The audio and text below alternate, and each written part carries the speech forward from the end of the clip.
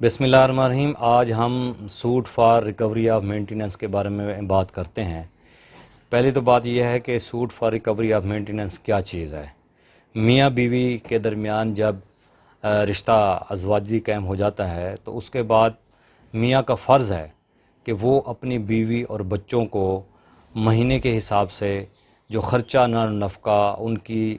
ضروریات کے مطابق دیا جاتا ہے وہ اس کو پرووائڈ کرنا بہت ضروری ہے۔ اگر میاں اپنی بیوی کو یا اپنے بچوں کو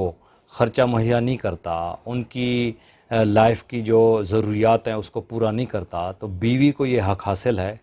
کہ فیملی کورٹ میں جا کے suit for recovery of maintenance allowance دائر کر سکتی ہے۔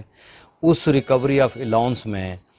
خرچہ جو ہے وہ کورٹ سے عورت اپنا طلب کر سکتی ہے۔ اس کے لیے ضروری ہے کہ جب سوٹ فائل ہو جاتا ہے تو اس سوٹ فائل ہونے کے بعد کورٹ کو بھی یہ ایک پاور حاصل ہو جاتی ہے کہ اگر اس میں بچوں کا خرچہ دینے کے لیے بچوں کے خرچے کے لیے اگر دعویٰ دائر کیا گیا ہے تو اس میں جو فیملی کورٹ ہے اس کو سیکشن 17A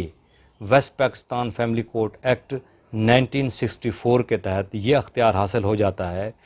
کہ ریٹن سٹیٹمنٹ ڈیفینڈنٹ کی طرف سے جب سبمٹ ہو جاتی ہے تو اس کے بعد فوری طور پہ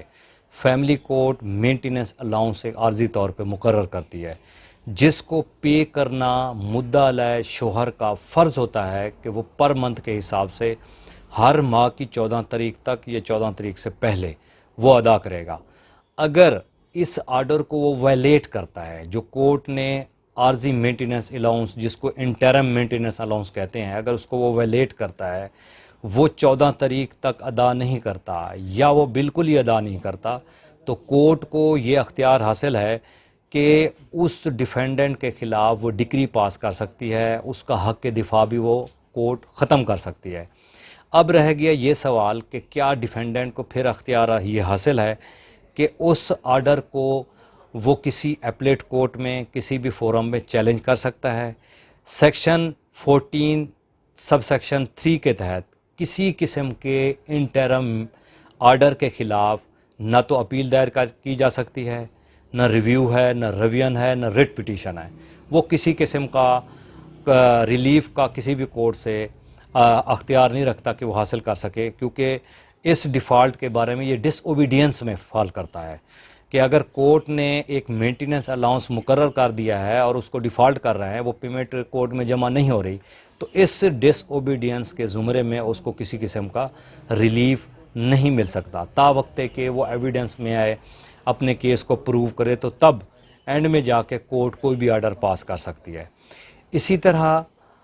اگر بچوں کا خرچہ مینٹیننس الاؤنس اس کے اندر نہ لکھا گیا ہو، عورت اپنا ہی خرچہ کلیم کر رہی ہے اور ساتھ کوئی اور سوٹ فائل کیا ہوا ہے، ریکوری آف مینٹیننس الاؤنس کے سوٹ کے علاوہ کوئی اور سوٹ بھی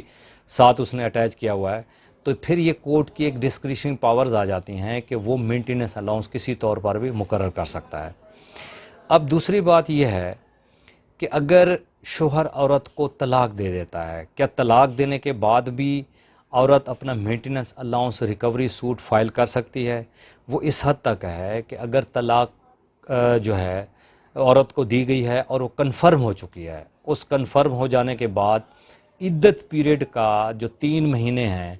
ان 3 مہینے کا جو مینٹیننس الاؤنس ہے، خرچہ ہے، وہ کورٹ سے ایکس وائف حاصل کر سکتی ہے اور اپنے کیس کو کورٹ سے ڈکری کروا سکتی ہے۔